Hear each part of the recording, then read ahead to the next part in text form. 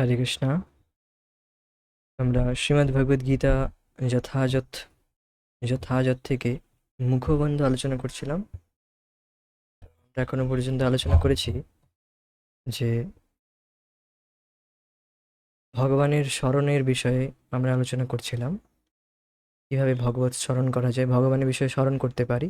তো তারই মূল পন্থা এখানে বলা হয়েছিল শ্রীমদ্ ভাগবতমের একটি শ্লোক কোট করে, শ্রবণম কীর্তনম বিষ্ণু স্মরণম পাদ সেবনম। প্রথমেই এখানে প্রহ্লাদ মহারাজ এখানে শ্রীমদ্ ভাগবতম বলছেন যে শ্রবণম কীর্তনম, শ্রবণ কীর্তন করতে করতে থাকলে অটোমেটিক স্মরণ আমরা স্বাভাবিকভাবেই করতে পারবো, আলাদা করে আর স্মরণ করার অভ্যাস করতে হয় না। স্মরণ মানে শ্রবণ করতে থাকলে, কীর্তন করতে থাকলে অটোমেটিক সেই বিষয়ে চিন্তা হবে। আমরা সারাদিন যে বিষয়ে আলোচনা করি, চর্চা করি, সেগুলোই মাথায় ঘুরতে থাকে। হুম, তো এটি খুবই প্র্যাকটিক্যাল। তাই এখানে তারপর বলা হয়েছে যে শ্রবণের উপর জোর দেওয়া হয়েছে। তো এখন প্রশ্ন হবে, কোত্থেকে শ্রবণ করা উচিত? আমরা শ্রবণ তো করতেছি অলরেডি, শ্রবণ কীর্তন তো করতেছি, সবাই শ্রবণ কীর্তন করছে, হ্যাঁ কি না? এবার প্রশ্ন হবে যে তাহলে শ্রবণ কীর্তন কিসের করছে মানুষ? জাগতিক মায়ার বিষয়ে শ্রবণ করছে, জাগতিক বিষয়ে আশয়ের কথা আলোচনা করে বেশি। হুম, কে কি খেলো, কে কি করলো, হুম, অপরের চর্চা করে মানুষ, জাগতিক বিষয়ে চর্চা করে। মানে আহার, নিদ্রা, কে কে ভালো করে খেয়েছে, কাদের বাড়িতে কি হয়েছে, এই সমস্ত নিয়ে আলোচনা হয়। আর নিদ্রা, কে ভালো ঘুমোচ্ছে বা ঘুমোলে মানে শুধু এই আহার, নিদ্রা আর ভয়, মানে কিছু ঘটনা ঘটলো, আর জানিস খবরে এই এত লোক মারা গিয়েছে, আচ্ছা, বা এই জায়গায় অমুক দুর্ঘটনা ঘটেছে। তো এগুলো সব ভয়ের প্রসঙ্গ। আহার, নিদ্রা, ভয় আর মৈথুন তো চারিদিকে প্লাগার্ড পোস্টারে লেগেই রয়েছে। এই দেখ কত কি সুন্দর অ্যাট্রাকটিভ, কত আকর্ষণীয় ফটো লাগিয়ে রেখেছে। এর অ্যাডভার্টাইজ তো নিরন্তর হচ্ছেই। হ্যাঁ, তো এই ৪ টি বিষয়েই মানুষ শ্রবণ কীর্তন করছে। তো এইজন্য এগুলো সবসময় মাথায় ঘুরতে থাকে। এগুলো বিষয়ে মানুষ স্মরণ করতে থাকে, কিভাবে ভালো করে এগুলো করা যায় আরো। এটাকেই মানুষ সভ্যতার প্রগতি মানছে। এটাকেই মানুষ ভাবছে আমরা আমরা খুব অনেক অ্যাডভান্সড। কিসের অ্যাডভান্স? ওর থেকে তো আমরা যেটাকে অ্যাডভান্সমেন্ট ভাবছি, সেটাতে তো পশুরা আরো পটু। যে বিষয়ে আমরা যতই অ্যাডভান্স হওয়ার চেষ্টা করি, এই আহার, নিদ্রা, ভয়, মৈথুনে পশুদের থেকে জিততে পারবো না। আহারে হাতির সাথে আমরা হাতির সাথে আমরা তো জিততে পারবো না। হাতি কত খায়?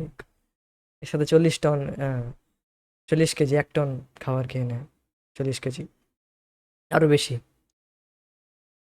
তো হাতির সাথে তো আমরা পার্থক্য করতে পারবো না, জিততে পারবো না। হ্যাঁ, আহার, নিদ্রা, ভয়, মৈথুনে তো এগুলোর সাথে আমরা কোনোদিনই, যতই আমরা সেটাকে পলিশ ওয়ে, মানে যতই আমরা চকচিক্যের সাথে এগুলো করার চেষ্টা করি, আমরা কোনোদিন এটাকে পশুদের থেকে ভালো করে করতে পারবো না। পশুরা আরো অ্যাডভান্সড। তো এটা প্রকৃতপক্ষে অ্যাডভান্সমেন্ট নয়, প্রগতি নয়। শ্রবণ কীর্তন করতে হবে ভগবানের বিষয়ে, যেটি পশুরা করতে পারবে না। ভগবত বিষয়ে চিন্তন মানে শ্রবণ কীর্তন করা পশুদের পক্ষে সম্ভব নয়। এটা কেবল আমরা করতে পারব। এই জন্য আহ, এখানে শ্রবণ কীর্তনের কথা বলা হচ্ছে কিছু। কিন্তু এই বিষয়টা একটু খুব সুন্দর ক্লিয়ার হচ্ছে যে শ্রবণ কীর্তন তো সবাই করছে। সবাই করছে শ্রবণ কীর্তন, আমি বললাম হ্যাঁ করছে, কিন্তু মায়ার বিষয়ে শ্রবণ কীর্তন করছে, এই 4টি বিষয়ে। এখন যখন আমরা ভগবানের বিষয়ে শ্রবণ কীর্তন করব, তখন আমরা ভগবানের বিষয়ে স্মরণ করতে পারবো, ভগবানকে স্মরণ করতে পারবো নিরন্তর 24 ঘন্টা। উম,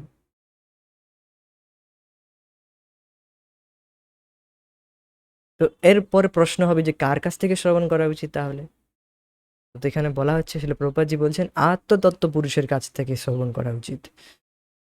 আত্ম আত্মতত্ত্ব যিনি, আহ, আত্মতত্ত্ব মানে আত্মার এই তত্ত্বকে বুঝতে পেরেছেন, সেলফ রিয়েলাইজড, যিনি অনুভব করেছেন, যিনি ভগবত, যার যে ভগবত অনুভব করেছেন, ভগবানকে, ভগবানের এই বিষয়ে তার আহ, দক্ষতা রয়েছে, ব্রহ্মনিষ্ঠম যিনি, যিনি কৃষ্ণের ভক্ত, যিনি, এক মিনিট, তো যিনি ভগবানের ভক্ত, তার কাছ থেকে আমাদের শ্রবণ করতে হবে, ব্রহ্মনিষ্ঠম, যিনি ব্রহ্মে নিষ্ঠ। হ্যাঁ, আর যিনি গুরু পরম্পরায় রয়েছে, যিনি কৃষ্ণের ভক্ত, আর যিনি গুরু পরম্পরায় শিক্ষা লাভ করেছে, তার কাছ থেকেই আমাদেরকে শ্রবণ করতে হবে, শ্রবণ করার কর্তব্য। তো এই দুটি আমাদেরকে চেক করতে হবে যখনই আমরা কোথাও শ্রবণ করছি। এটা আমাদেরকে চেক করতে হবে তিনি কি আদৌ গুরু পরম্পরায় রয়েছে কিনা, আর তিনি কি ভগবান কৃষ্ণের ভক্ত কিনা, এটা আমাদেরকে চেক করতে হবে। সো ভগবদ গীতা শ্রবণ করা উচিত। তো ছিল প্রভুপাদের আমরা গ্রন্থ পড়ছি, ছিল প্রভুপাদ একজন উম, আত্মতত্ত্ব পুরুষ, তার কাছ থেকে আমরা শুনছি, পড়ছি, জাস্ট আর কিছু নেই। তো এর ফলে মন ভগবতমুখী হয়ে উঠবে, এর ফলে মন ভগবতমুখী হয়ে উঠবে। যখন আমরা কোনো ভক্তের কাছ থেকে ভগবদ গীতা শুনবো, তখনই আমাদের মনের মধ্যে পরিবর্তন আসবে, তখনই আমরা নিজের জীবনে কিছু পরিবর্তন নিয়ে আসতে চাইবো। না হলে সেই এক কান দিয়ে শুনলাম, এক কান দিয়ে বের করে দিলাম, এইটাই হবে। আরে ঠাকুমা এত ভাগবত শুনে এলে, এসে সেই সেই সব কথাবার্তা শুরু করে দিয়েছ, কেন হয়? ঠাকুমা বা বাড়ির বয়োজ্যেষ্ঠরা, তারা ওরই কথা শুনতে গিয়েও তাদের মনের মধ্যে কোনো পরিবর্তন দেখা যায় না। তার কারণটা কি? তার কারণ এটাই যে আমরা এমন কোনো পাঠকের বা এমন কোনো পুরুষের কাছ থেকে, এমন কোনো ব্যক্তির কাছ থেকে শুনেছি, যিনি আত্মতত্ত্বজ্ঞ নন, যিনি কিছু অর্থ, অন্য কিছু টাকা ইনকাম করার উদ্দেশ্যে হরিকথা করছেন। তো সেরকম ব্যক্তির কাছ থেকে আমরা শুনেছি, এই জন্য আমাদের মনের মধ্যে সেরকম পরিবর্তন আসেনি। বা তিনি হয়তো ভক্ত নয়, ভগবানের ভক্ত নন, অভক্ত, যদি তিনি টাকা নিচ্ছেন না, কিন্তু তিনি ভক্ত নন, ভগবানের ভক্ত, কৃষ্ণের ভক্ত নন, ভগবান কৃষ্ণের ভক্ত নন তিনি। তো তার কাছ থেকেও শুনলে কোনো পরিবর্তন আসবে না, মন ভগবতমুখী হয়ে উঠবে না। ভগবতমুখী হবে না মানে কোনো রকম পরিবর্তন আসবে না, জীবনের মধ্যে কোনো পরিবর্তন আসবে না, সেই একই কাজ চলছে। হুম, হরি কথা শুনে আসার পরে সেই গালিগলজ চলছে। হুম, কোনো পরিবর্তন আসে না। যখন আমরা আত্মতত্ত্ব পুরুষের কাছ থেকে শ্রবণ করব, শিল প্রভুপাদের গ্রন্থগুলো পুঙ্খানুপুঙ্খভাবে পড়ব, শ্রবণ করব ভক্তদের মুখে, তখনই এটলি আমরা ভগবত উন্মুখী হয়ে উঠব, ভগবানের সেবায় আমাদের মন লাগবে, সহজ শ্রদ্ধা জাগৃত হয়ে উঠবে। যার দেখুন, বক্তার শ্রদ্ধা যখন ভগবানের প্রতি দৃঢ় থাকে, যে ব্রহ্মনিষ্ঠ মানে ভগবানের প্রতি দৃঢ় শ্রদ্ধা রয়েছে, সেই ব্যক্তি আমাদের হৃদয়ে শ্রদ্ধা স্থাপন করতে পারে। যার আমার নিজের মধ্যে শ্রদ্ধা নেই, আপনাকে কীভাবে আমি শ্রদ্ধা দিতে পারবো? এই জিনিসটা কিনো, এটা খুব ভালো, আমি নিজেই সেটা ট্রাই করেছি, এই জন্য না বলছি। এইভাবে প্রিচিং এইভাবে হয়, যে আমি এটা ট্রাই করেছি, আমার এটা ভালো লেগেছে, আমার জীবনে অনেক পরিবর্তন আসছে, আপনিও ট্রাই করুন। Preaching happens by spiritual impetus. আধ্যাত্মিক যে মানে মানে প্রচার হয়, আমাদের জীবনের মধ্যে যে পরিবর্তন আসে সেগুলোই আমরা প্রচার করি। আমাদের জীবনের মধ্যে যে উৎসাহ লাভ করি, উৎসাহ পেয়েছি, আমি অনেকটাই উৎসাহ লাভ করেছি সেগুলো প্রভুপাদের গ্রন্থ পড়ে, ভক্তি করার উৎসাহ লাভ পাচ্ছি, উৎসাহ পাচ্ছি। হ্যাঁ, এখন আমি নিজে খুশি, আমার জীবন সুখে সুখী, মানে অনেক সুখ সমৃদ্ধিযুক্ত হয়েছে, এই জন্য আমি প্রচার করছি। হ্যাঁ, এইভাবে প্রচার হয়। আমার হরে কৃষ্ণ মহামন্ত্র জপ করে অনেক লাভ হয়েছে, অনেক ভালো লেগেছে, অনেক জীবনে অনেক পরিবর্তন হয়েছে, জীবনটা পুরো পরিবর্তিত হয়ে গিয়েছে। হ্যাঁ, পরিবর্তিত মানে একটি খুবই সুন্দর শুদ্ধ জীবনযাপন, জীবনযাপন এখন করতে পারছি এই হরে কৃষ্ণ মহামন্ত্র জপের দ্বারা। তো এটার দ্বারা আমাদের ফায়দা হয়েছে, লাভ হয়েছে। যখন আমি সেটা বলবো, যখন আমার শ্রদ্ধা জাগৃত হয়েছে ভগবানের নামের প্রতি, আমি যখন আপনাকে বলবো, অন্য একজনকে বললাম, তো তাদেরও এই শ্রদ্ধা জাগৃত হবে। তো অর্থাৎ আমাকে, অর্থাৎ আপনি যদি এইভাবে প্রচার করতে চান, তাহলে আপনিও ভগবান নাম জপ করুন, অবশ্যই ফল লাভ করবেন। তখন অপরকেও বলবেন যে এইরকম এরকম আমার তো কাজ হয়েছে, আপনি করুন। তার কাছ থেকে শ্রবণ করা উচিত যার লাভ হয়েছে, যার হরিনাম জপ করে যা লাভ, মানে হরিনাম জপ করে তার জীবনের মধ্যে পরিবর্তন আসছে, সে ভগবানের আরো ভালো ভক্ত হচ্ছে, এটাই প্রকৃত লাভ। আত্মতত্ত্ব লাভ করতেছে। আত্মতত্ত্ব মানে কি? আত্মতত্ত্ব মানে আমি কৃষ্ণের দাস, এটাই আত্মতত্ত্ব। হ্যাঁ, আমার পরিচয় আমার পরিচয় আমি লাভ করেছি, আমি কৃষ্ণের সেবা করে সুখী হচ্ছি। হ্যাঁ, এটাই হচ্ছে আত্মতত্ত্ব। তত্ত্ব মানে সত্য, আত্মসত্য মানে আমার পরিচয়, আমি নিজেকে বুঝতে পেরেছি যে আমি কে। হুম, আমি কৃষ্ণের দাস, কৃষ্ণের সেবক। এটা যে রিয়েলাইজ করেছে, রিয়েলাইজড পার্সন কাছ থেকে আমাদের শ্রবণ করা উচিত, যার মনের মধ্যে ভক্তি জাগৃত হয়েছে, যে ভক্তিতে এগিয়ে রয়েছে। হ্যাঁ, যে অনুশীলন করছে, আসলে প্রভুপাদের এখানেই বলেছেন তাৎপর্যে, যে অনুশীলন করছে তার কাছ থেকে শ্রবণ করা উচিত। হুম, অ্যাটলিস্ট যে অনুশীলন করছে, অনুশীলন মানে যে নিরন্তর অভ্যাস করছে প্রত্যেক দিন, সেখান থেকে আমাদের শ্রবণ করা উচিত, তাদের সহচর্য লাভ করতে লাভ করা উচিত। তো এইভাবে শ্রবণ করলে তখনই আমরা স্মরণ করতে পারবো ভগবানের বিষয়ে, তখনই স্মরণ করতে পারবো। শ্রবণ করব, কীর্তন করব, সেটাকে আবার বলার চেষ্টা করব, তখন যদি ভগবানের বিষয়ে স্মরণ হয়। তো এটি বারবার অভ্যাস করতে হয়, এটি অভ্যাস করতে হয়, একদিনে হয় না। ধীরে ধীরে নিত্যম ভাগবত সেবয়া, ডেলি ভগবত বিষয়ে শ্রবণ করতে হবে, ভাগবত শুনতে হবে, ভগবানের বিষয়ে ডেলি চর্চা করতে হবে, ডেলি শ্রবণ কীর্তন করতে হবে। অভ্যাস করতে করতে আমাদের চেতনা আর অন্যদিকে যাবে না, আমাদের মন আর অন্যদিকে যাবে না। মন তখন দিব্যম পুরুষম, ভগবান শ্রীকৃষ্ণের প্রতি আমাদের মন সেই দিকেই ধাবিত হবে।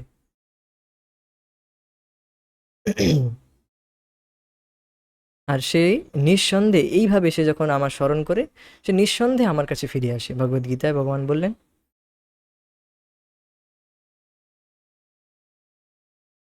তো এই পদ্ধতি মোটেই কঠিন নয়, তবে আসল কথা হচ্ছে এর অনুশীলনের শিক্ষা তার কাছ থেকে নিতে হবে, যিনি অভিজ্ঞ ভগবত তত্ত্বজ্ঞ। তদ্বিজ্ঞানার্থম স গুরুমেবা বিগচ্ছেত, যিনি ইতিমধ্যে অনুশীলনে প্রবৃত্ত হয়েছেন, তার সমীপবর্তী হতে হবে। যিনি অনুশীলনে প্রবৃত্ত হয়েছেন মানে শিল প্রভুপাদজি বলছেন যে একজন সাধক পারফেক্ট হয়ে যায়নি। এখানে কি বলছেন? যিনি যে অনুশীলনে প্রবৃত্ত হয়েছেন। তার আগে বললেন এটা খুব ভালো কথা, যদি আমরা অভিজ্ঞ ভগবত তত্ত্বজ্ঞ ব্যক্তি পাই, তা খুবই ভালো কথা, তার কাছে অবশ্যই যেতে হবে। সেখানে সুযোগ হলে আমাদের সেখানে ছুটে যাওয়া উচিত। যারা মহারাজরা, যখন প্রভুপাদের শিষ্যরা, আরও অনেক অভিজ্ঞ পুরুষরা যারা যখন ভাগবত পাঠ করছে, সেগুলো আমাদের শুনতে হয় সেখানে গিয়ে। আর বলছেন যিনি ইতিমধ্যেই অনুশীলনে প্রবৃত্ত হয়েছেন, হ্যাঁ, তার সমীপবর্তী হতে হবে। যে অনুশীলন করছে তার সমীপবর্তী হতে হবে, যে প্র্যাকটিস করছে, সাধনা করছে, তার সমীপবর্তী হতে হবে। মনের কাজই হচ্ছে সর্বদা এখানে ওখানে ঘুরে বেড়ানো। তো এখানে কেন বলছেন যে যে অনুশীলন করছে তার সমীপবর্তী হতে হবে? কারণ তাহলে আমরাও সেই গতিতে আমরা অনুশীলন করতে পারবো, সেই ফোর্সে। আমাদের নিজের কোনো সেইভাবে ইচ্ছা জাগৃত হবে না, সেই ফোর্স আমরা লাভ করতে পারবো না এই মুহূর্তে তৎক্ষণাৎ। কিন্তু আমরা গুরু মহারাজ বা যিনি অনুশীলন করছে তার সমীপবর্তী হলে আমরা সেই গতিতেই আমরা পড়তে থাকি, তারই গতিতে। সে যেভাবে পড়ছে তার সাথে সাথেই আমরা পড়তে থাকি। তার সাধনা আমাদের সাথে যুক্ত হয়ে, আমরা তার সাথে যুক্ত হয়ে গেলে, তার সাধনার সাথে আমরা যুক্ত হয়ে যাই।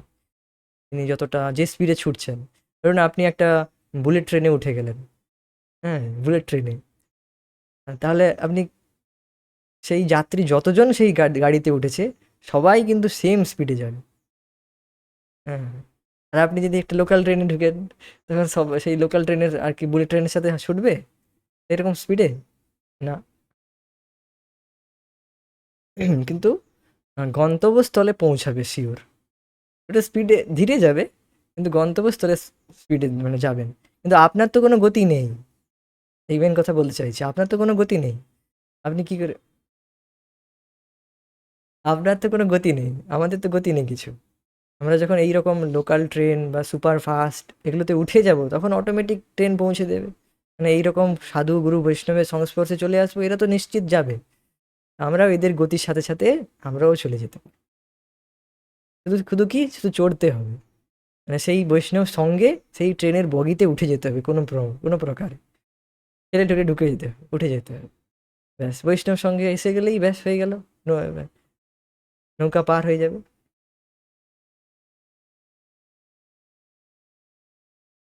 মনের কাজই হচ্ছে সর্বদা এখানে ওখানে ঘুরে বেড়ানো। তাই এখানে ভগবান অভ্যাস যোগের কথা বলছেন, মনকে একাগ্র করার কথা বলছেন, শ্রীকৃষ্ণের নামের প্রতি একাগ্র করতে বলেছেন। আর তারপর বলা হয়েছিল যে একমাত্র ভগবানের নামেই আমাদের মন একাগ্রিত হবে, আর কোথাও মন একাগ্রিত হবে না।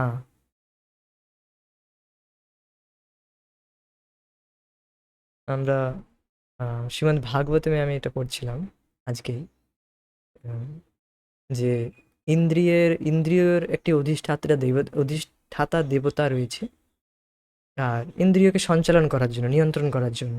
তেমনি মনের অধিষ্ঠাতা দেবতা হচ্ছে পরমেশ্বর ভগবান। এই জন্য মন একমাত্র ভগবানের শ্রীচরণেই লাগে, একাগ্রিত হয়। হ্যাঁ, এটা আজকেই আমি পড়লাম, আগেও শুনেছিলাম, আজকে আবার পড়লাম তো মনে এলো বিষয়টি। তো এই জন্য মন জাগতিক বিষয়ে লাগবেই না, ভুলেই যান, কোনো দিন সম্ভব নয়, চেষ্টা করা বৃথা।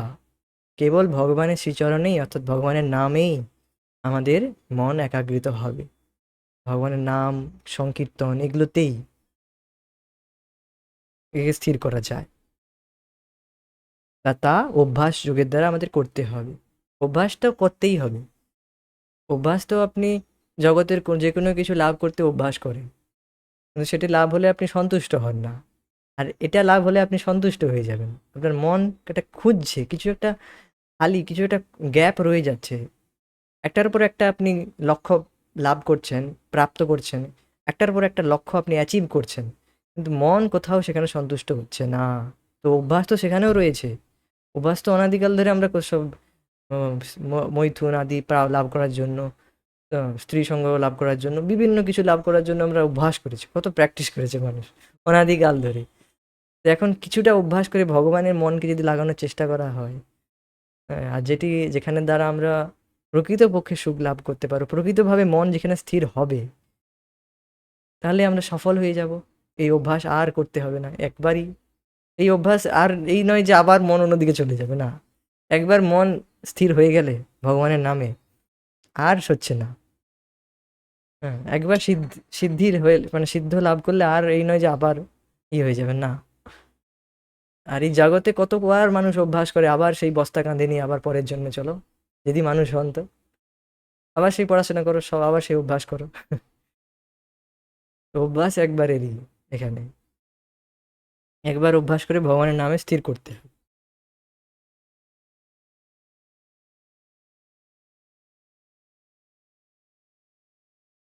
তো এটি বিষয়ে আলোচনা হচ্ছে। তো ভগবদ্গীতার চরম উপলব্ধির পন্থা, ভগবদ্গীতায় চরম উপলব্ধির পন্থা ও উপায়, পরম প্রাপ্তির কথা বিশদভাবে ব্যাখ্যা করা হয়েছে। এই জ্ঞান ভাণ্ডারের দ্বার সকলের জন্য উন্মুক্ত হইয়াছে, কাউকে নিষিদ্ধ করা হয়নি। ভগবান শ্রীকৃষ্ণকে স্মরণ করে সকল শ্রেণীর মানুষই তার সমীপবর্তী হতে পারে, কেননা শ্রীকৃষ্ণের নাম শ্রবণ ও স্মরণ সকলের পক্ষেই সম্ভব, সকল মানুষের পক্ষে সম্ভব।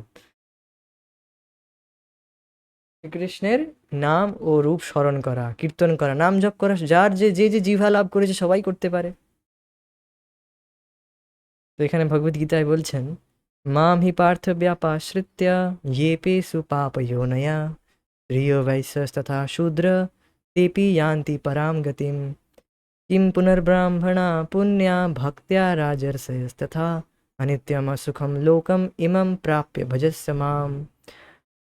মাম হি পার্থে ব্যাপাশ্রিত্য, যারা, হে পার্থ, হে অর্জুন, যারা আমাকে আশ্রয় করেছে, আমার নামকে আশ্রয় করেছে, হ্যাঁ, যারা আমার ভক্তিযোগকে আশ্রয় করেছে একান্তভাবে, আর কোনো কিছুর আশ্রয় করেনি, তারা অবশ্যই, যে কেউ, সে পাপজনী হোক, আর সে স্ত্রী হোক, সে বৈশ্য হোক, শূদ্র হোক, সবাই আমাকে লাভ করতে পারবে।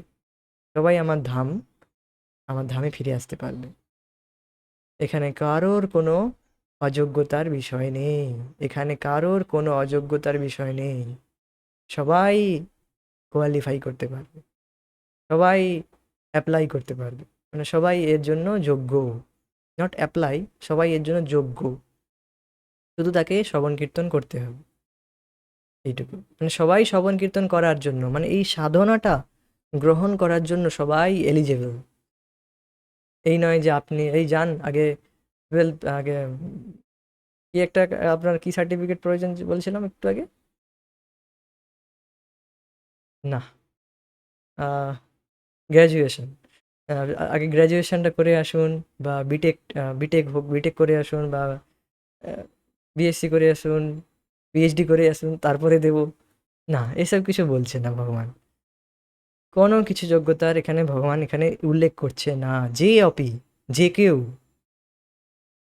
সে পাপজনী হোক, পাপজনী মানে যারা চণ্ডাল, এরকম চণ্ডাল, আর বিভিন্ন রকম অনেক জনই রয়েছে, পাপজনী রয়েছে এখানে। এটা ভুল, এটা দেখবেন না যে পাপজনী মানে স্ত্রী, বৈশ্য, শূদ্র, এটা নয়, আলাদা করে বলছেন এখানে। পাপজনী মানে স্ত্রী, বৈশ্য, শূদ্র নয়। যদিও এটা একটু ফেসিলিটি কম রয়েছে, মানে এদের কেন এটা উল্লেখ করেছেন, কারণ স্ত্রী, বৈশ্য, শূদ্র এদের বেদের অধিকার নেই, বেদ পড়ার অধিকার নেই, মহাভারত পড়ার অধিকার, মহাভারত শোনার পড়ার অধিকার রয়েছে। হ্যাঁ, কিন্তু তারাও, যে স্ত্রী, বৈশ্য, শূদ্র, তারাও আমাকে লাভ করতে পারে, তারাও হরে কৃষ্ণ জপ করতে পারবে, এটাই মেন বিষয়। তারাও হরিকথা, ভাগবত পড়তে পারবে, ভগবদ গীতা পড়তে পারবে, বেদ পড়তে লাগবে না। শ্রবণ করতে পারবে অ্যাটলিস্ট, কিছু না পড়তে শিখলেও, যে হয়তো অক্ষর জ্ঞান নেই কারো, অ্যাটলিস্ট শুনতে তো পারবে, শুনে তো বুঝতে পারবে। ব্যাস, শুনে বুঝলেই পরম গতি। হরে কৃষ্ণ মহামন্ত্র জপ তো করতে পারবে। ব্যাস, এই দুটো সাধন, শ্রবণ করছে, কীর্তন করছে, জপ করছে, শুনছে, এটুকু করতে থাকলেই ব্যাস ভগবানের বিষয় স্মরণ করে সে ভগবানের কাছে চলে যাবে। যে আপি, যে আপি খুব সুন্দর কথা বলেছেন। যে কেউ, ভগবান যে কেউ আসতে পারে, যে কেউ আসুন, সবার জন্য খোলা আছে, সবার জন্য আমার দরজা খোলা, কিন্তু আমরাই চাই না যেতে। অনেকে বলি ভগবান কৃপা করছে না, এই জন্য আমার জব হচ্ছে না, এগুলো সব অজুহাত, আর কিছু নেই। ভগবান তো কৃপা করে রেখেছেন, এটা কৃপা নয়? এখন যদি ভগবান বলতো যে যে, আগে বেদ পাঠ করে আসো, এই করে আসো, তুমি শুদ্ধ নও, এই নও, তুমি তো যোগ্য নও, তাহলে ভগবান যদি বলে দিত, তাহলে কি আমরা কিছু করতে পারতাম না? ভগবান তো বলছেন যে কেউ আসুক না, যে সবাই যোগ্য, সবাই শ্রবণ কীর্তন করুক। সবাই, যে কেউ আমাকে আশ্রয় নিতে পারে, যে কেউ আমার আশ্রয় নিতে পারে, মানে যে কেউ আমার নাম জপ করতে পারে। হ্যাঁ, যে অপি, তো সবাইকে তো সুযোগ দেওয়া হয়েছে, জীব তো দিয়ে দিয়েছে ভগবান। শুধু নাম জপ করুন, ভগবানের নাম জপ করতে কি খুব ঘাম বেরিয়ে যাচ্ছে? মাটি কাটাতে পরিশ্রম নয়। শুধু জব করতে হবে বসে বসে, আর কিছু নয়। আর শুনতে হবে ভগবানের বিষয়ে। এতে কি এমন কঠিন এটা? এটা তো বলা হচ্ছে না যে হিমালয়ে চড়তে হবে, মানে তাও তো বলা হচ্ছে না, খুবই সহজ সাধন দেওয়া হয়েছে, যে কেউ করতে পারে, তো তারা পরামগতি লাভ করতে পারবে।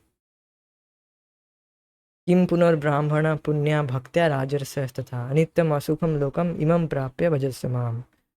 তো সে এবার বলছেন, আহ, ভগবানের কৃপা লাভ করতে হলে যে উচ্চমানের বুদ্ধিমত্তা সম্পন্ন হতে হবে এমন কোনো কথা নেই। আসল কথা হচ্ছে, যদি কেউ ভক্তি যোগের দ্বারা ভগবানের সেবায় ব্রতী হন এবং ভগবানকে জীবনের পরম আশ্রয় বলে মনে করেন, তবে তিনি অপ্রাকৃত জগতে উত্তীর্ণ হয়ে ভগবানের সান্নিধ্য লাভ করতে সক্ষম হন। তো মেন পয়েন্ট কি? মেন পয়েন্ট হচ্ছে ভগবানের নাম জপের প্রতি ব্রতী হওয়া, আর দ্বিতীয় হচ্ছে ভগবানের প্রতি, ভগবানকেই আশ্রয় করা। কেবল ভগবান, কেবল কৃষ্ণই কেবল আমাদেরকে রক্ষা করবে, আর কেউ নয়, এই দৃঢ় বিশ্বাস থাকা। ভগবান কৃষ্ণকেই কেবল আশ্রয় করা, আর কারোর আশ্রয় না গ্রহণ করা। আশ্রয় মানে যিনি আমাদের দুঃখ নিবৃত্তি করতে পারবে, আর আমাদেরকে সুখ প্রদান করতে পারবে, যা কেবল ভগবান শ্রীকৃষ্ণই করতে পারবে। তিনি আমাদের কেবল একমাত্র আশ্রয়, শরণ্যম শরণ্যম মুকুন্দম, এভাবে একটা শ্লোক রয়েছে, আমি বলছি, যাই হোক। একমাত্র শরণ্য মানে যাকে, যার কাছে আমরা আমরা আমরা মানে একটু মাথা রাখতে পারবো, সোজা কথা, যার কোলে আমরা মাথা রাখতে পারবো, তিনি হচ্ছেন ভগবান শ্রীকৃষ্ণ একমাত্র। যার এই জগতে, যার তার কোলে আপনি মাথা রাখতে পারবেন না শান্তিতে, এক আনলেস হি ইজ ইয়োর, যতক্ষণ না সে আপনার মা হোক, মা বাবা হোক। হ্যাঁ কি না? তাও রাখবেন, রাখলেও যে কোনো নিশ্চয়তা নেই, জগতের কলিযুগের কথা কোনো বলাই যায় না এখন, সমস্ত কিছু বিপরীত চলে এখানে। কোথাও আপনি নিশ্চিন্তে মাথা রাখতে পারবেন না যে, ব্যাস আমি এখানে নিশ্চিন্তে আছি, তাও সম্ভব হয় না, বেশি দিন থাকতে পারবে না। যদি যদি মানলাম আপনি আপনার মাতা পিতার কাছে মাথা রাখলেন, ঠিক আছে, সেটা তো রাখি, কিন্তু কতদিন? মাতা পিতা কি সারা জীবন থাকবে? সারা জীবন তো থাকবেন না। তো আশ্রয়, কত আশ্রয় মানে সবসময় দিতে পারলেন না, তাহলে সেটা কি পার্মানেন্ট হলো? হলো না। একমাত্র আশ্রয় কেবল শ্রীকৃষ্ণ দিতে পারে। এই জগতে কে আমাদের আশ্রয় দিতে পারবে? কে আমাদের, যে আশ্রয় দেবে তারই তো ঠিক নেই, তাকে কে আশ্রয় দেবে ঠিক নেই। যে যার কাছে আমরা যার কোলে আমরা মাথায় রেখেছি, সে তার তার মাথা তো এখন কালের হাতে। তাহলে আমরা কার কাছে আশ্রয় নেব? আমরা শুধু একটা মোহে পড়ে থাকি যে আমরা, আমার পরিবার আমাকে রক্ষা করবে, আমার পরিবার রয়েছে, পরিজন রয়েছে, আত্মীয় স্বজন রয়েছে, তাদের প্রতি আমরা আশ্রয় নেই, সমাজের আশ্রয়, আমরা, আমার পার্টি আমাকে রক্ষা করবে। পার্টির কোনো ব্যক্তি, এ, প্রত্যেক কেউই আশ্রয় দেওয়ার যোগ্য নয়। সবাই কালের দ্বারা পরিচালিত হচ্ছে, কালের নিয়মে সবাই ধ্বংস হয়ে যাবে, ধ্বংসপ্রাপ্ত হবে, মৃত্যুপ্রাপ্ত হবে। তাহলে আমরা কাদের কাছে এই জগতে কারোর কাছে আমরা শরণ নিতে পারি না, আশ্রয় গ্রহণ করতে পারি না। আমরা একটা মিথ্যা মোহে শুধু রয়েছি যে জগতের মানুষ আমাদেরকে আশ্রয় প্রদান করবে। এটা কেবল একটি মোহ মাত্র, আর কিছু না। কেবলমাত্র শ্রীকৃষ্ণই আমাদেরকে রক্ষা করতে পারে, আর কেউ না। অবশ্য রক্ষিবে কৃষ্ণ, এই বিশ্বাস, এটাই হচ্ছে আশ্রয় নেওয়া, ব্যাপাশ্রিত, আশ্রয় করে থাকা, একদম শ্রীকৃষ্ণকেই যে আঁকড়ে ধরে থাকে, আর কাউকে ধরেন আঁকড়ে ধরে থাকেন, ব্যাপাশ্রিত, তবেই তিনি অপ্রাকৃত জগতে উত্তীর্ণ হতে পারবেন। এই নয়, এই জগৎকেও আমি আঁকড়ে ধরে থাকবো, আর সাথে সাথে আমি কৃষ্ণকেও লাভ করব, তা কি করে সম্ভব? জগতে যদি আমরা, জগৎকে যদি, জগতের বিষয় আশয়কে যদি আঁকড়ে ধরে থাকি, তাহলে শ্রীকৃষ্ণকে কি করে লাভ করবো, শ্রীকৃষ্ণের চিন্তন কি করে করবো? তাহলে তো আশ্রয় নিলাম না শ্রীকৃষ্ণের। জগতের বিষয় তো আঁকড়ে রয়েছি, জগতের বিষয় আশয় বা সমাজের লোক, আত্মীয় স্বজন, তারা আমাকে যদি রক্ষা করবে, তাহলে আশ্রয় তো হলো না, ভগবানকে আশ্রয় তো নিলাম না। আপনি পরিবারের মধ্যেই থাকবেন, কিন্তু আপনাকে এটি বুঝতে হবে যে কেবলমাত্র আমাকে কৃষ্ণই রক্ষা করতে পারে, আর কেউ নয়। এটা আপনাকে বুঝতে হবে। তাহলেই ব্যাস হলো, হয়ে গেলে এইটুকু বুঝলেই আপনি কেবল শ্রীকৃষ্ণের প্রতিই নির্ভরশীল হবেন, আর কারোর উপর নির্ভর করবেন না। এই জগতের মানুষ কারোর প্রতি নির্ভর করবেন না যে এই আমাকে রক্ষা করবে, এই আমাকে আশ্রয় দেবে, সে এই আমাকে মানে দেখবে, এইভাবে একটি আশা থাকে না মানুষের। অনেক পিতামাতা আশা করে থাকে আমার পুত্র আমাকে দেখবে, বা আমার, তো এটি আশা থাকে, বা এইভাবে আশা থাকে, কিন্তু সেই পুত্রও কি, সেও কতদিন থাকবে, বা সেও যে সব তাকে আশ্রয় দেবে, তার কি গ্যারেন্টি আছে? সে যে তার পিতামাতাকে আশ্রয় দেবে, তার কি গ্যারেন্টি আছে? সে, তার যে শরীর ছেড়ে যাবে না, তার কি গ্যারেন্টি আছে? বা সে শরীর নাও ছাড়লো, ভালো কথা, তো সে যে তার পিতামাতাকে আশ্রয় দেবে, তার কি কোনো গ্যারেন্টি আছে? না। এই জগৎ দেখাই যায়, কোনো একদম বিপরীত পরিস্থিতি দেখা যায়, যে পিতামাতা এত আশা করে থাকে যে আমার একমাত্র পুত্র বা সন্তান, বা যারা আমার পুত্র রয়েছে তারা আমাকে দেখবে, তো তারা আশ্রয় কার করতেছে? পিতা পুত্রের। আর তখন প্রকৃতি তাকে দেখিয়ে দেয় যে দেখো, তোমার পুত্রও তোমাকে আশ্রয় দিচ্ছে না। হ্যাঁ, কেউই তোমার এই জগতে কেউই তোমাকে আশ্রয় দেবে না।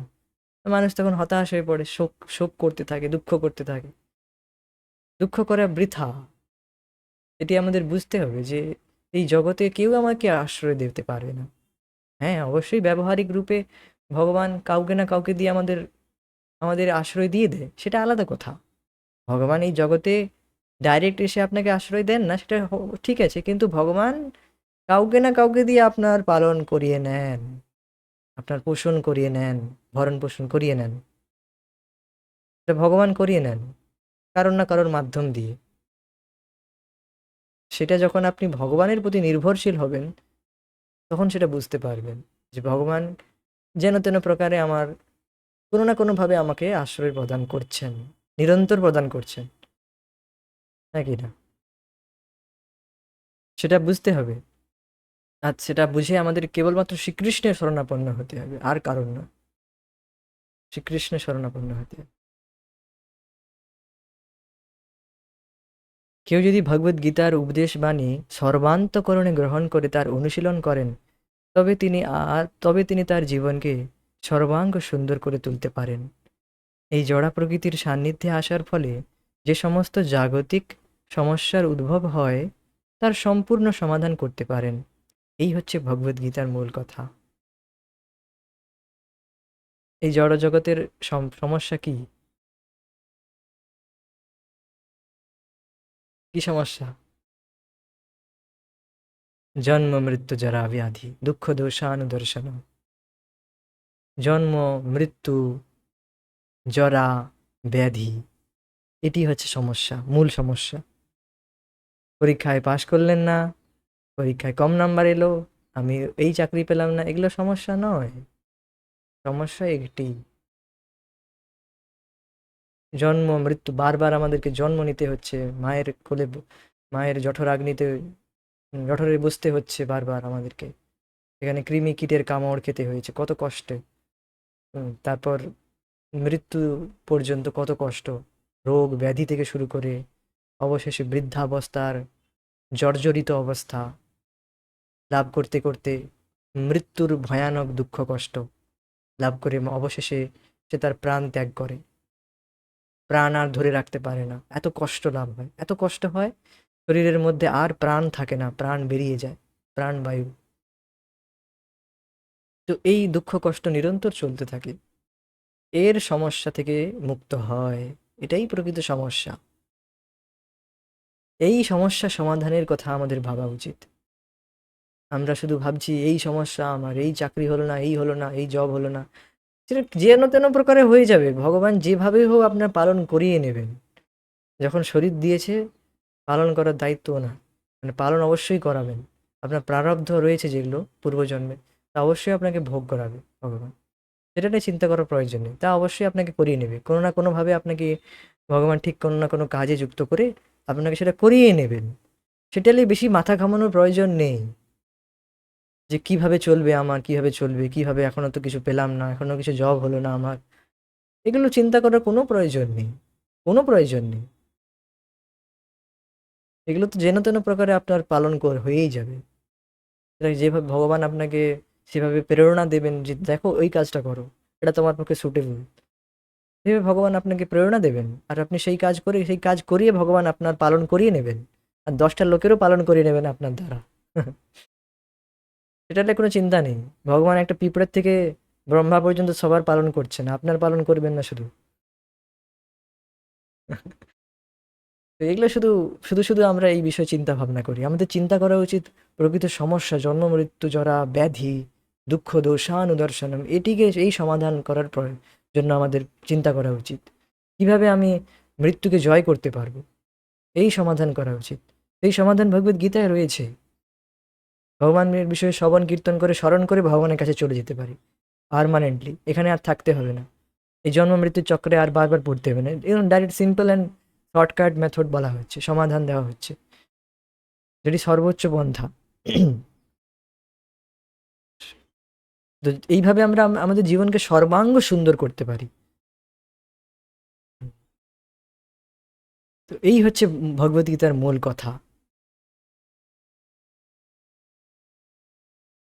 যে মানুষকে তার প্রকৃত সমস্যার সমাধান থেকে মুক্ত করা, যেটা মূল সমস্যা।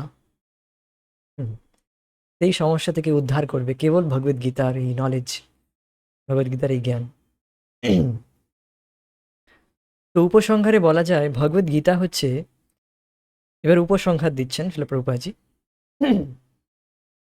যে ভগবদ্গীতা হচ্ছে এক অপ্রাকৃত সাহিত্য, যা অতি পুঙ্খানুপুঙ্খভাবে অধ্যয়ন করা উচিত। পুঙ্খানুপুঙ্খভাবে অধ্যয়ন করা উচিত ছিল প্রভুপাদ এখানে বলছেন, মানে যতটা সম্ভব স্ক্রুটিনাইজিংলি, পুঙ্খানুপুঙ্খ আমাদেরকে অধ্যয়ন করা উচিত, পাঠ করা উচিত, সেগুলোকে আলোচনা করা উচিত, অধ্যয়ন করা উচিত বলছে।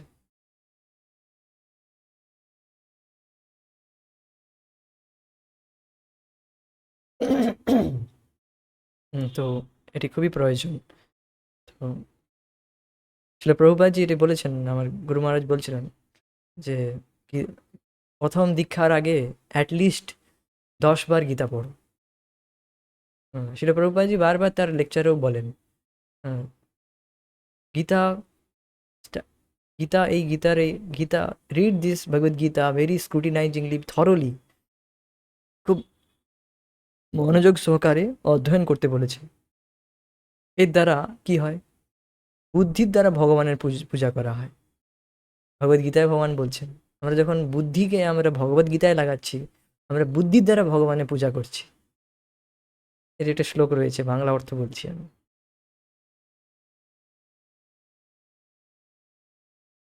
তো পুঙ্খানুপুঙ্খ অধ্যয়ন করা উচিত। আর কেন, এইভাবে করতে থাকলে তখন আমাদের সামনে এই সমস্যাটা সামনে থাকবে, যে সমস্যা হচ্ছে প্রকৃত এটা, জন্ম মৃত্যু জরাব্যাধি, এর থেকে আমাদেরকে মুক্ত করতে পারে ভগবদ্গীতার নলেজ। কিভাবে, ভগবানের স্মরণ করি, হ্যাঁ, এইভাবে। গীতা শাস্ত্রম ইদম পুণ্যম ইহ পঠেত প্রয়তঃ পুমান বিষ্ণু পদম অবাপ্নোতি ভয় শোকাদি বর্জিতঃ।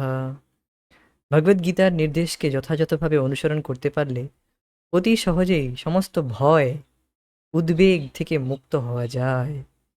এই জীবনে ভয় ও শোকাদি বর্জিত হয়ে পরবর্তী জীবনে চিন্ময় সত্তা অর্জন করা যায়।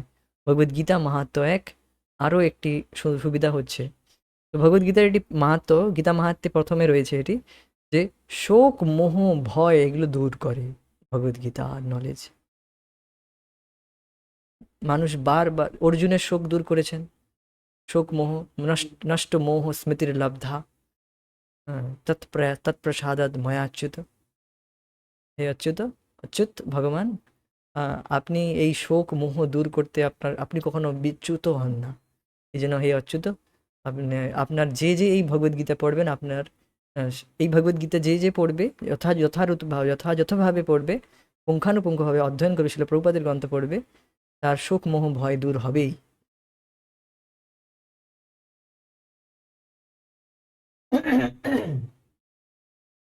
তো বুঝতে পেরেছেন যে ভগবদ গীতা কতটা গুরুত্বপূর্ণ। নাহলে মানুষ কত শোক করে যে আমার এই চলে গেল, ওই চলে গেল, কি ছিল আমার, কি প্রথমত বলুন, কি ছিলটা কি আমার, চলে গেল, তো শোক করতে থাকে মানুষ, মোহে পড়ে যায়, ভয় করে যে আরে আমার এত টাকা চলে যাবে, কখন হারিয়ে যাবে, ভয় থাকে। বারবার চেক করছি ব্যাংক ব্যালেন্স, দেখি পিনকোডটা পিন মারি, ঠিক আছে টাকা, বারবার চেক করছে, সব টাকা উড়ে গেল না তো, দেখে দেখি আবার। তো বারবার মানুষের একটা ভয় লেগেই রয়েছে, ভয় লেগেই রয়েছে যে আমার টাকা ঠিকঠাক রয়েছে তো। হ্যাঁ, 10 বার গুনছে, গুনছে, হ্যাঁ, সব ঠিক আছে তো, কেউ নিয়ে নেয়নি তো, এই আহ, এই এই চাকরটাই মনে হয় আমার সব টাকা সরিয়েছে, 10 টাকা কম লাগছে। তো মানুষ অলরেডি একটা অ্যাংজাইটিতে রয়েছে, একটা চিন্তায় রয়েছে, টেনশনে রয়েছে, আমার অর্থ চলে গেল না, ভয় মোহ, কিন্তু সে কিছুই নিয়ে আসেনি, কিছুই নয়, আমাদের কিছুই নেই। হ্যাঁ, বাস্তবে জীব একটা হচ্ছে ভিখিরি, পথের ভিখিরি, জীবের কিছুই নেই, সে কিছুই নিয়ে আসেনি, খালি হাতে এসেছিল। আর শুধু শুধু মোহে মানুষ অহম মমেতি, এটা আমার, সেটা আমার, হ্যাঁ, এই শুধু আমার তাতে লেগে রয়েছে। এই মোহ, এই শোক মোহ ভয় থেকে মুক্ত করে ভগবদ গীতার এই নলেজ, যে আমি তো আত্মা, আমি তো জীবাত্মা, আমার এই জগতের সাথে কি সম্বন্ধ রয়েছে? কোনো সম্বন্ধ নেই। শুধু শুধু আহ, জন্মৈথুন আদি মৈথুনের দ্বারা আমি শুধু শুধু ভাবছি যে আমার, আমার সম্পত্তি, আমার স্ত্রী, আমার পুত্র, অহম মমেতি, অহম মানে আমার, আর আমি আর আমার, এই শুধু করতে থাকে মানুষ। এর থেকে মুক্ত হয়ে যায় ভগবদ গীতার এই নলেজের দ্বারা। আরও একটি সুবিধা হচ্ছে গীতা অধ্যয়ন, গীতা অধ্যয়নশীলস্য প্রাণায়াম পরস্য চ নৈব সন্তি হি পাপানি পূর্বজন্ম কৃতানি চ। কেউ যদি আন্তরিকভাবে এবং অত্যন্ত গুরুত্ব সহকারে ভগবদ গীতা পাঠ করে, তাহলে ভগবানের করুণায় তার অতীতের সমস্ত পাপকর্মের ফল তাকে প্রভাবিত করে না। পাপ থেকেও সে মুক্ত হয়ে যায়, পূর্বজন্মে যত পাপ থাকে তার থেকেও সে মুক্ত হয়ে যায়। ভগবদ গীতার শেষ পর্যায়ে 18 অধ্যায়ে 66 নম্বর শ্লোকে বলছেন, অতি উচ্চস্বরে ভগবান বলছেন, সর্বধর্মান পরিত্যাজ্য মামেকম শরণম ব্রজ অহং ত্বাম সর্ব পাপেভ্য মোক্ষয়িষ্যামি মা শুচ। সর্বধর্মান পরিত্যাজ্য, সমস্ত রকম ধর্মকে পরিত্যাগ করো। এই ধর্ম, স্ত্রী ধর্ম, পতি ধর্ম, হ্যাঁ, এই সমস্ত কিছুই ধর্ম নয়। তোমার একমাত্র কর্তব্য আমার সেবা করা। মাম একম, একমাত্র কর্তব্য আমার নাম জপ করা। প্রথম কর্তব্য আমার নাম জপ করা, আমার তারপরে আমারই সেবা করা। একমাত্র কর্তব্য আমার সেবা করা। মাম একম শরণম ব্রজ, কেবল আমারই শরণ গ্রহণ করো। ভয় পাচ্ছ নাকি? ভয় পাওয়ার দরকার নেই। তোমার পাপের, তুমি যত পাপ করেছো বা ভাবছো হয়তো যে আমি তো অনেক পাপী, আমি কিভাবে নাম জপ করব, বা আমি কিভাবে ভগবানের সেবা করব, আমি তো অনেক পাপ করেছি। চিন্তা করার দরকার নেই, মা শুচ, চিন্তা করার প্রয়োজন নেই, আমি সব পাপ গ্রহণ করে নেব। শুধু এইটুকু মানে প্রতিজ্ঞা নাও যে আর দুবার, মানে দ্বিতীয়বার আর তুমি এই পাপ করবে না। এই সংকল্প নিয়ে আমার স্মরণে চলে আসো। বাকি সব যা করেছো করেছো, ঠিক আছে, অসুবিধা নেই, সব সব দোষ, সব দোষ মাপ। কেবল শুধু আমার স্মরণে এসো। স্মরণে আসা মানে ভগবান নাম জপের প্রতি ব্রত গ্রহণ করে, হ্যাঁ, ভগবানের সেবা করা, অন্যান্য সেবা করা, যে আমি আর কোনো রকম পাপ কার্যে লিপ্ত হব না। এখন যা যা আমি করেছি তা একমাত্র ভগবানই আমাকে মুক্ত করতে পারে।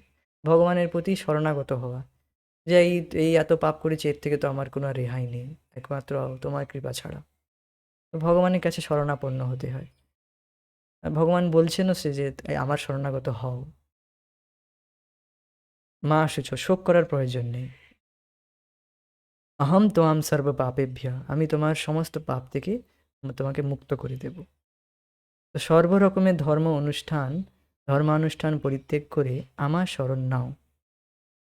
মানে আর কোনো রকম গৃহস্থ ধর্ম, অন্য এই ধর্ম, এসব কিছুর আর প্রয়োজন নেই।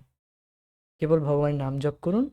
মানে এই কলিযুগে যে ধর্ম রয়েছে, হরের নাম হরের নাম হরের নাম এব কেবলম, কালৌ নাস্তি বা নাস্তি এব গতিরন্যথা। তো ভগবানের নাম জপ করুন, ভগবানকে ভোগ লাগান, ভগবানের আর যেগুলো সেবা রয়েছে সেগুলো করুন। নাম জপটাকে মূলতভাবে করুন, শ্রবণ কীর্তন মেনভাবে করুন। এটি করেই আমরা ভগবানকে লাভ করতে পারব। আর আমাদের এই পাপের আর এই সমস্ত কিছু, এই যে আমার এত পাপ ছিল, এই ছিল, এগুলো বিষয়ে আর চিন্তা করার কোনো প্রয়োজন নেই।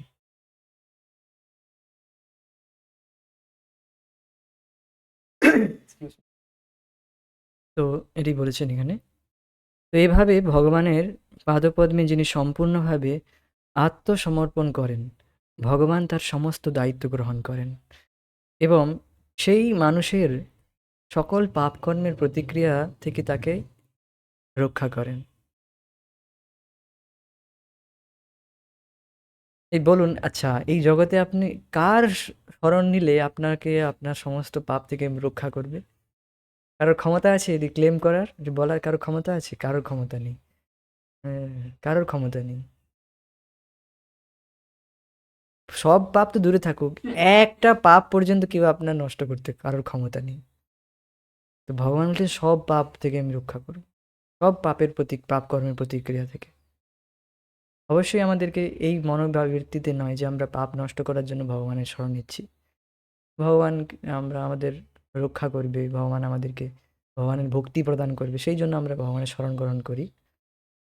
এবার ভগবান এখানে আশ্বাসন দিচ্ছেন, আমরা যদি মনে করি যে এখন আমি তো অনেক পাপ করেছি, তাহলে আমি তো আপনার শরণ নিতে পারবো না, এটি যাতে আমরা না ভাবি, তাই ভগবান এখানে বলছেন, মা শুচো, শোক করার চিন্তা করার প্রয়োজন নেই, আমার কাছে এসো, সব পাপ আমি দূর করে দেবো।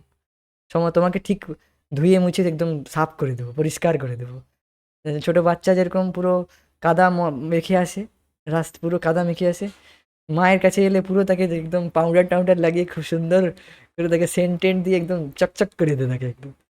হ্যাঁ, তখন খুব সুন্দর ছেলে, সেই একদম সুন্দর ছেলে হয়ে যায়, পরিষ্কার পরিচ্ছন্ন। সেখানে মা বলে, কোনো চিন্তা নেই, আমার কাছে এসো, আমি তো একদম ধুয়ে মুছে তোমাকে পরিষ্কার করে দেবো। তো সেই রকম ভগবান এখানে বলছেন, কোনো চিন্তা নেই, যা কাদা মেখে আসছো এসছো, আমার কাছে এসো। শুধু আমার কাছে এসো, আমার শরণাপন্ন হও, তাহলেই তোমাকে শুদ্ধ করে দেবো পুরো। তো এটি বলছেন, মলিনে মোচনম পুংসাম জলস্নানম দিনে দিনে সकृत গীতা সकृत গীতামৃত স্নানম সংসার মলনাশনম। প্রতিদিন জলে স্নান করে মানুষ নিজেকে পরিচ্ছন্ন করতে পারে, কিন্তু কেউ যদি ভগবদ গীতার গঙ্গা জলে একটিবারও স্নান করে, তাহলে তার জড় জীবনের মলিনতা একেবারেই বিনষ্ট হয়ে যায়। একবার যে ভগবদ গীতা পড়েছে, তার সংসার যে মলিনতা, যে সংসারের যে মল, তা দূরীভূত হয়ে যায়। প্রত্যেক দিন তো স্নান করছি, কিন্তু সেই স্নানের দ্বারা বাহ্যিক শুদ্ধতা তো আসছে, কিন্তু মনের মধ্যে যে মলিনতা, মনের মল কি? মনের মল হচ্ছে ভগবানে মন না যাওয়া, এটাই হচ্ছে মনের মলিনতা, এটাই মল। মানে দূষণ এটাই যে আমাদের মন এখন ভগবানে যাচ্ছে না, অন্য জায়গায় যাচ্ছে, এটাই মল। তো এই মল পরিষ্কৃত হয়ে যাবে, ধুয়ে যাবে, যখন আমরা গীতা অমৃত দ্বারা স্নান করব। একবার সकृत, একবার যে গীতা পাঠ করেছে, পুরো পড়েছে গীতা, হ্যাঁ, একবার যে স্নান করেছে, তার মলিনতা একেবারেই বিনষ্ট হয়ে যায়, তার এই মনের যে মল, তা দূরীভূত হয়ে যায়। আর তখন সে নিজের মনকে এবার ভগবত সেবায় খুবই নিরন্তর স্থিরতার সাথে ভগবানের মন লাগাতে পারে।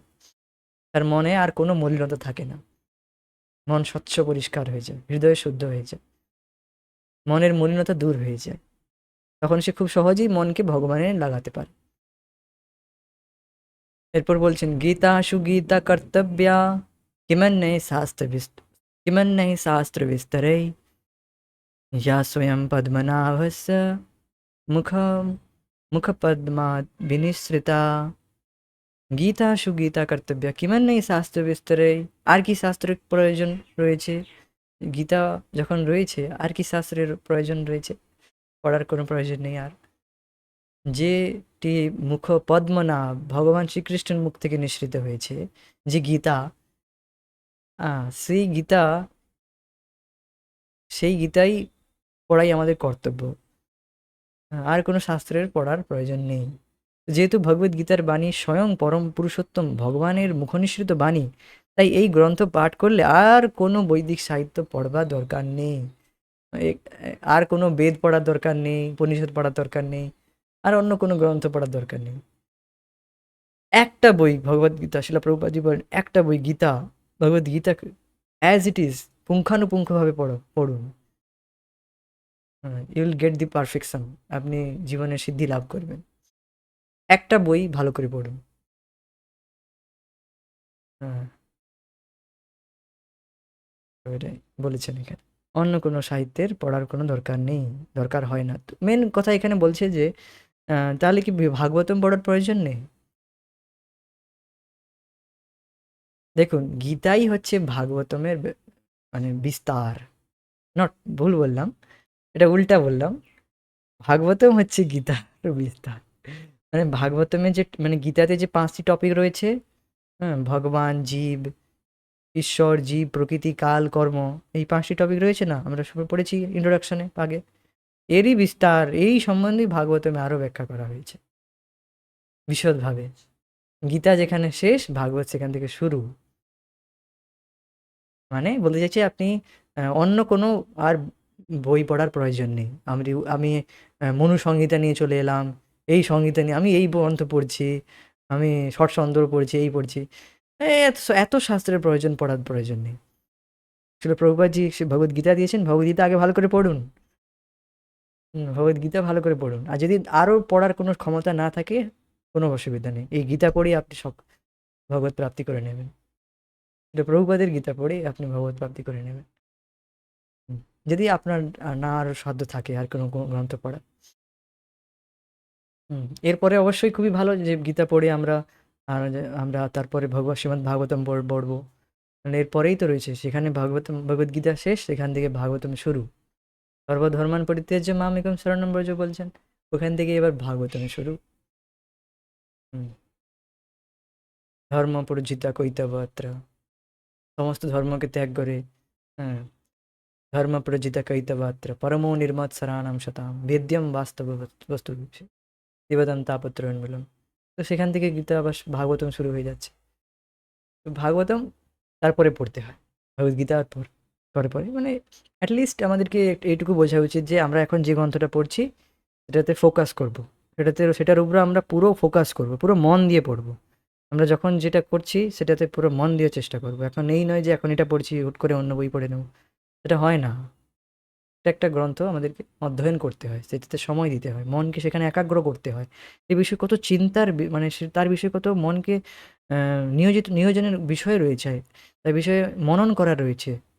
মানে শ্লোকের মধ্যে কি বলেছে, কি প্রভুপাদজি কি বলতে চাইছেন, সেগুলো বিষয়ে সারাদিন চিন্তা করা যায়, মেডিটেট করা যায়, ধ্যান করা যায়। অর্থের উপর ভাগবত অর্থাস্বাদনম, ভাগবতমের অর্থের আস্বাদন করতে হয়। মানে অর্থেরই আস্বাদন করলে আমরা সুখ লাভ করব। তো এটাই বলা হয়েছে। তো গভীর নিষ্ঠা ও আন্তরিকতার সঙ্গে নিয়মিতভাবে ভগবদ গীতা শ্রবণ ও কীর্তন করলে আমাদের অন্তর্নিহিত ভগবত ভক্তির স্বাভাবিক বিকাশ হয়। তো এখানে একটি বিষয় উল্লেখ করা রয়েছে যে গভীর নিষ্ঠা, মানে নিষ্ঠা মানে কি? দৃঢ়তা, যে আমি প্রত্যেক দিন পড়বো, এই নিষ্ঠা রাখা। প্রত্যেক দিন আমি অধ্যয়ন করব, বা একটি নির্দিষ্ট সময় আমি রেখেছি, সেই সময় আমি অধ্যয়ন করব, শ্রবণ কীর্তন করব। তো এটি করা আন্তরিকতার সঙ্গে মানে নট চিটিং প্রপেন্সিটির সাথে। আমার হৃদয়কে শুদ্ধ করার জন্য আমি ভগবদ্গীতা পড়তেছি, যাতে আমার হৃদয়ের মধ্যে ভগবত ভক্তি জাগৃত হয়ে যাক, ভগবত প্রেম জাগৃত হয়ে যাক, ভগবান সুখী হোক, এটা চেয়ে আন্তরিকতার সাথে গীতা পড়া। গীতা পাঠ করছি, গীতা পড়ছি কোনো অর্থ লাভের জন্য, তখন নয়, সেটা তখন কতটা লাভদায়ক হবে না। আর নিয়মিতভাবে পড়া, তখনই ভগবত ভক্তির বিকাশ হবে। ভগবত ভক্তি, ভক্তি এত সহজ জিনিস নয়, ভক্তি লাভ করা। ভক্তি লাভ করতে হলে এইভাবে আমাদের সঠিক উদ্দেশ্য রাখতে হবে। উদ্দেশ্য এটাই যে কৃষ্ণকে সুখী করা। May Krishna you please by by this reading. হে কৃষ্ণ, তুমি এই পাঠের দ্বারা সুখী হোক, এটা আমাদের প্রার্থনা করতে হয়। তো বর্তমান জগতে মানুষেরা নানা রকম কাজে এতই ব্যস্ত থাকে, তাদের পক্ষে সমস্ত বৈদিক সাহিত্য পাঠ করা সম্ভব নয়। সমস্ত বৈদিক সাহিত্য পড়ার প্রয়োজনও নেই। এই গ্রন্থ ভগবদ্গীতা পাঠ করলেই মানুষ সমস্ত বৈদিক জ্ঞানের সারমর্ম উপলব্ধি করতে পারবে। কারণ ভগবদ্গীতা হচ্ছে বৈদিক জ্ঞানের সারমর্ম উপলব্ধি করতে, সারমর্ম। আহ, কারণ ভগবদ্গীতা হচ্ছে বেদের সার। এই গীতা স্বয়ং ভগবানের মুখনিসৃত উপদেশ বাণী। তো ভগবদ্গীতা মাহাত্ম্যটি বলা হয়েছে।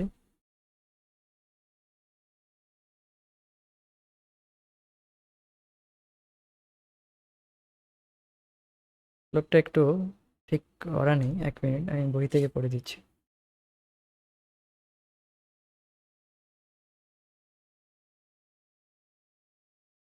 তো শ্লোকটা এইভাবে রয়েছে, বইতে দেখতে পারেন আপনারা। তো গীতা মাহাত্ম্যে 4 নম্বর এটি রয়েছে। আরও বলা হয়েছে ভারতাম মৃত সর্বস্য বিষ্ণু বক্ত্রাদ বিনিসৃতম গীতা গঙ্গোদকম পিত্বা পুনর্জন্ম ন বিদ্যতে। তো কি বলা হয়েছে এবার আমরা এখানে পড়ব। গঙ্গা জল পান করলে অবধারিতভাবে মুক্তি পাওয়া যায়, আর যিনি ভগবদ গীতার পূর্ণ পীয়ূষ পান করেছেন তার কথা আর কি বলার আছে। ভগবদ গীতা হচ্ছে মহাভারতের অমৃত রস, যা আদি বিষ্ণু ভগবান শ্রীকৃষ্ণ নিজেই বলে গেছেন। ভগবদ গীতা মাহাত্ম্য 5-এ এটি বলা হয়েছে, মানে এই শ্লোকটি বলা রয়েছে যে গঙ্গা জল পান করলে সমস্ত অবধারিত, গঙ্গা জল পান করলে মুক্তি পাওয়া যায়, আর যিনি তাহলে যেটি ভগবানের শ্রীচরণ থেকে নিঃসৃত হয়েছে। আর গীতা এটি ভগবানের মুখের মধ্যে থেকে নিঃসৃত হয়েছে। তো চরণ আর মুখের মধ্যে এখানে কোনো তেমন ভেদ নেই, পার্থক্য নেই ভগবানের। হ্যাঁ, তবুও এখানে একটি বিষয়ে ফোকাস করার বিষয় যে দেখবেন যে গঙ্গা জলে স্নান করার পরেও দেখা যায় সেই ব্যক্তি কিছুক্ষণ পরে বিড়ি খাচ্ছে। একই না, এরকম প্রায়ই দেখা যায় গঙ্গা জলে স্নান করলো, স্নান করার পরে সেই জাগতিক চর্চা করছে, মানে বিড়ি খাওয়া থেকে উপলক্ষণ মানে আরো জাগতিক বিষয়, তার সেই বিষয় আসক্তি রয়েই গেছে, কিছুই পরিবর্তন তেমন আসেনি। আসে সূক্ষ্মভাবে এলেও, কিন্তু সেভাবে কোনো রকম পরিবর্তন লক্ষ্য করা যায় না। কিন্তু ভগবদ গীতার অমৃত যে পান করছে তার মধ্যে অবশ্যই পরিবর্তন দেখা যায়, অ্যাটলিস্ট তার বিড়ি ছেড়ে যায়। আর এর থেকে বিড়ির সাথে উপলক্ষণে আর অন্যান্য নেশা আদি এগুলোও তার ছেড়ে যায়, তার নিয়ম পালন করতে থাকে, ভগবানের নাম জপ করতে থাকে। তো ভগবদ গীতা পাঠের মাহাত্ম এই জন্য বেশি বল। ভগবদ গীতা অমৃত পান করার গুরুত্ব এই জন্য বেশি, এই জন্য বুঝতে পারছেন যে কোন জলে ডুব দেওয়া বেস্ট, গীতা অমৃতে আমাদের ডুব দেওয়া উচিত। হ্যাঁ, যদি সম্ভব সুযোগ না থাকে ঠিক আছে, আপনি এক আধবার গেলেন, না হলে কিন্তু প্রকৃত লাভ আপনার যখন আপনি গীতামৃত পান করবেন।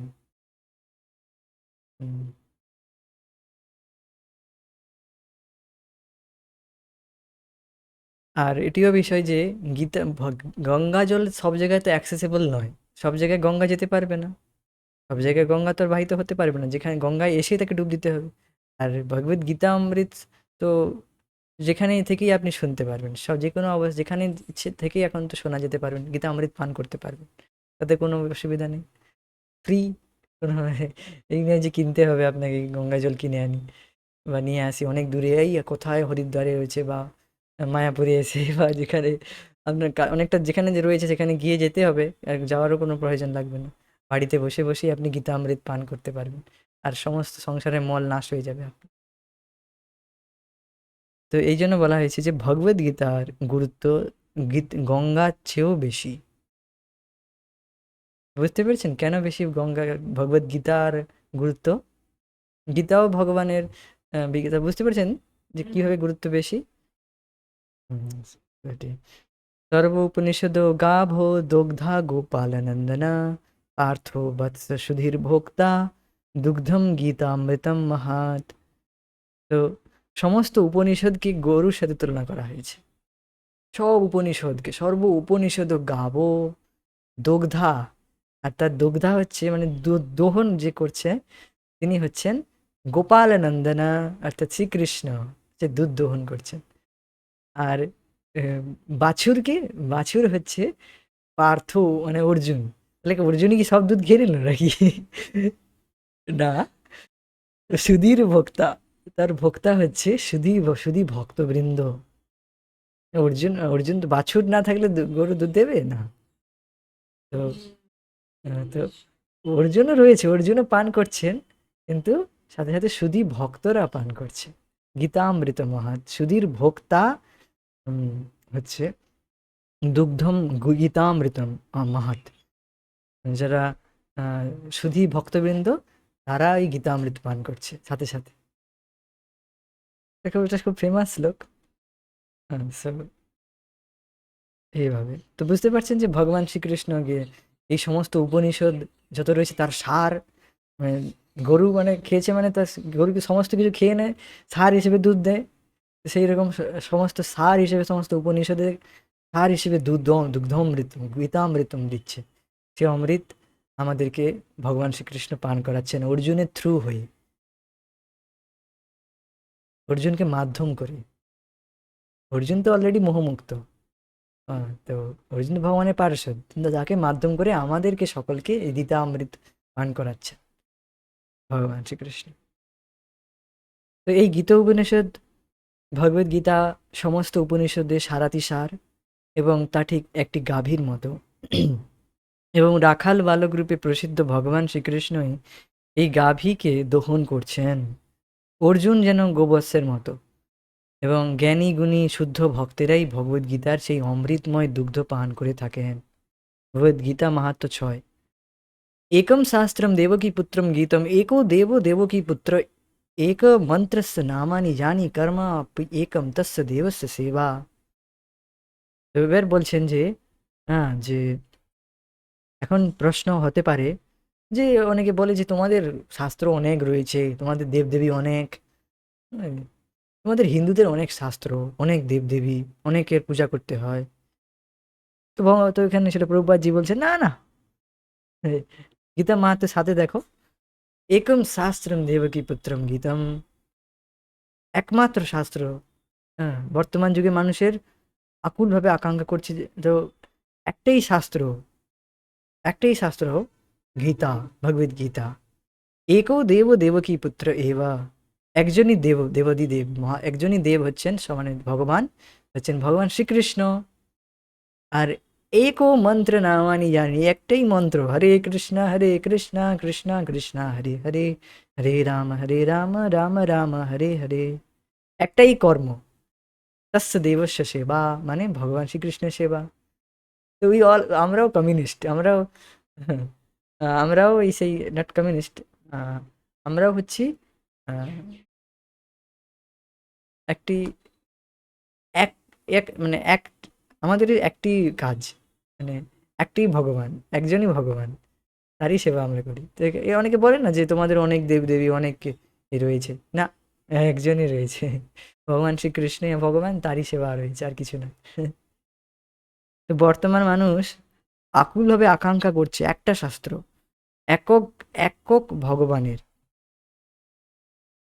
তো একক ভগবানের, একটি ধর্মের এবং একটি বৃত্তির, তাই এবং শাস্ত্র এবং আহ, একটি বৃত্তি, তাই একম শাস্ত্রম দেবকী পুত্রম গীতম।